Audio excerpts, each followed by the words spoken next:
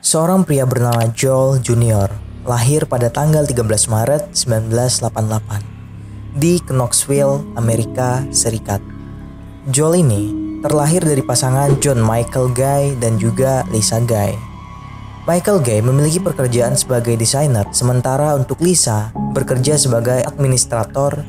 Joel Jr. ini memiliki 3 saudara tiri dari pernikahannya Michael Guy sebelumnya. Namun, ketiga anaknya tersebut sudah menganggap Lisa sebagai ibu kandungnya mereka. Walaupun Joel tinggal dalam satu rumah, dia tidak dekat dengan saudara tiri lainnya. Joel ini yang memiliki sifat introvert menjadikan dia lebih suka menyendiri dan mengurung diri di dalam kamar. Bahkan di dalam pergaulannya pun, Joel bisa dikatakan tidak memiliki teman. Hingga anak-anak dari kakak tirinya datang berkunjung pun, Joel ini belum pernah menyapa mereka. Bahkan Joel terlihat dingin dan acuh kepada keponakan-keponakannya itu. Joel ini memiliki cita-cita menjadi seorang dokter ahli bedah plastik. Dia pun berkuliah di Universitas Louisiana.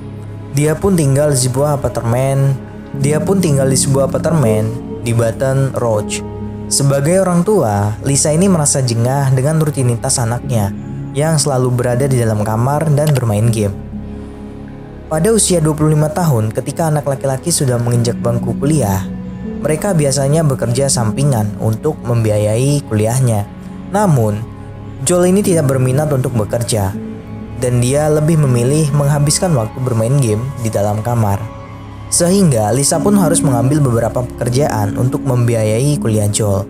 Michael yang pada saat itu berusia 61 tahun dan Lisa yang berusia 55 tahun, usia yang mendekati masa pensiun, mereka memutuskan untuk menjual rumah mereka yang berada di Knoxville dan memutuskan untuk pindah ke daerah Sugarville yang merupakan kampung halaman dari Michael untuk menikmati masa pensiun mereka berdua. Namun, pada November 2016, Michael dan Lisa memanggil anak-anaknya untuk berkumpul dan merayakan acara Thanksgiving dan Natalan terakhir kalinya. Sebelum mereka pindah ke Sugarville, acara Thanksgiving pun berjalan lancar. Dan pada saat acara itu, semua keluarga berkumpul, canda dan tawa menghiasi perayaan tersebut.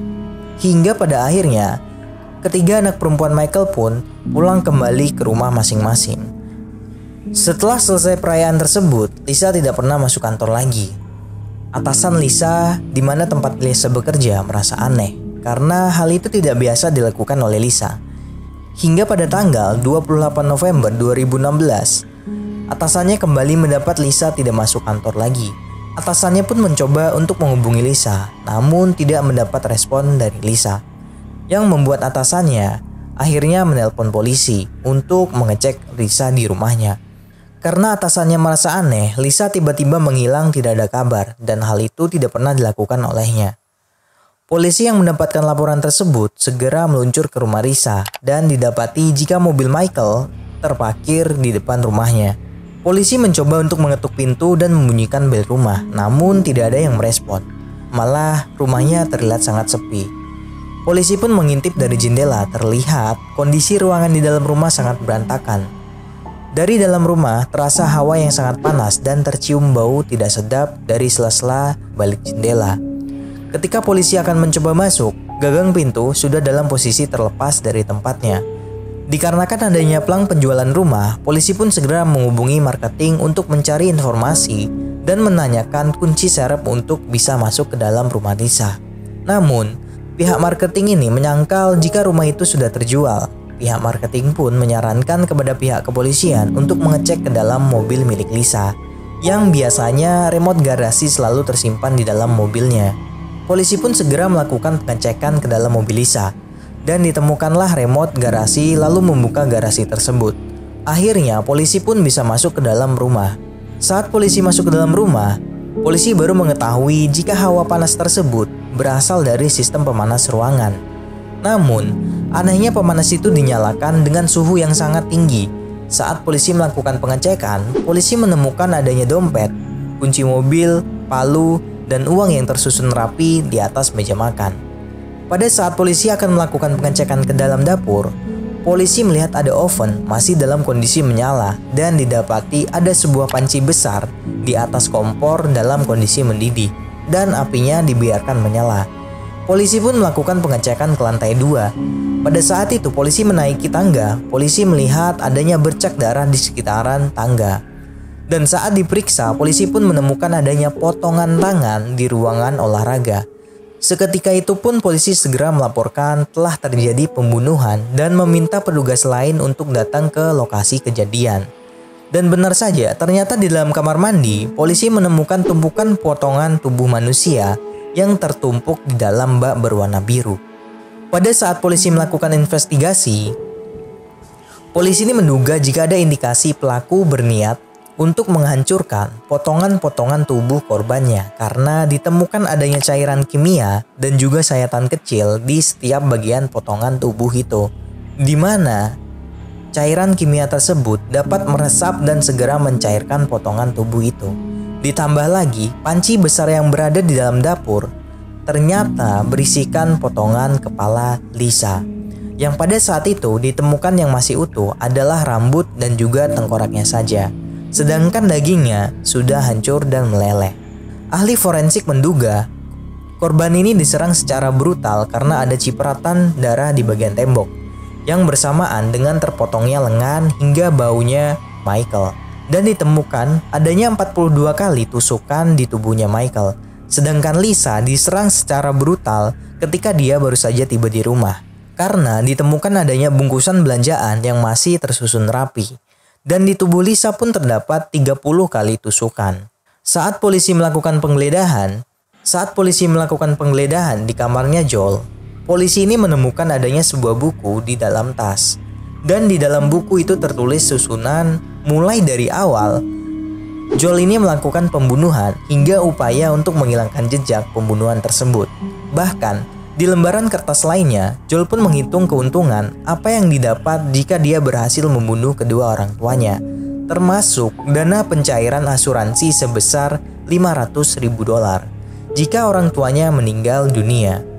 Dugaan jika pelaku pembunuhan merupakan Joel diperkuat dengan adanya rekaman CCTV yang pertama pada saat Joel ini membeli perlengkapan yang akan digunakan untuk membunuh kedua orang tuanya. Dan CCTV kedua ditemukan jika Joel sedang membeli perban untuk mengobati tangannya yang terluka. Pada tanggal 29 November 2016, Joel ini ditangkap di parkiran apartemen di Baton Rouge. Polisi pun menemukan banyaknya luka pada tangan dan telapak dari Joel. Yang diduga kuat luka itu didapat pada saat dia sedang melakukan pembunuhan. Dan di dalam bagasi mobil, polisi menemukan adanya gilingan daging dan juga bensin yang memang akan dipergunakan untuk menghilangkan potongan tubuh dari kedua orang tuanya. Namun, hal tersebut belum dilakukan karena pada saat itu dia sedang memotong tubuh kedua orang tuanya tanpa sengaja. Pisau yang dipergunakan menyayat jempol tangannya si Joel. Joel pun memilih untuk pergi mengobati luka pada tangannya dan kembali keesokan harinya untuk melanjutkan menghilangkan jejak dari pembunuhan itu. Namun, keduluan sudah tertangkap oleh pihak kepolisian.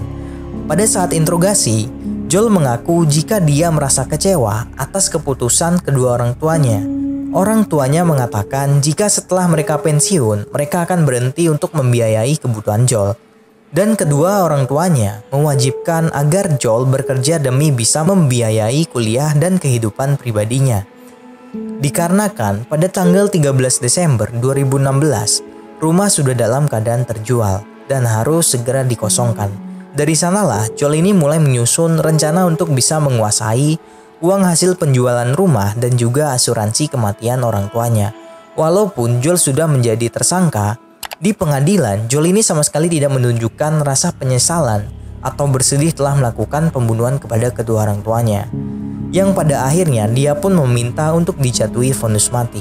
Dan pada bulan Oktober tahun 2020, Joel dijatuhi vonis selama 150 tahun penjara. Udah disayang, dibesarin, dibiayain. Pembalasannya apa ke orang tua? Jangan sampai kayak gitu ya. Hormati orang tua kalian, sayangi, bahagiain. Intinya bahagiain orang tua kalian, karena orang tua kalian tuh udah membesarkan kalian tanpa pamrih. So, thanks for watching.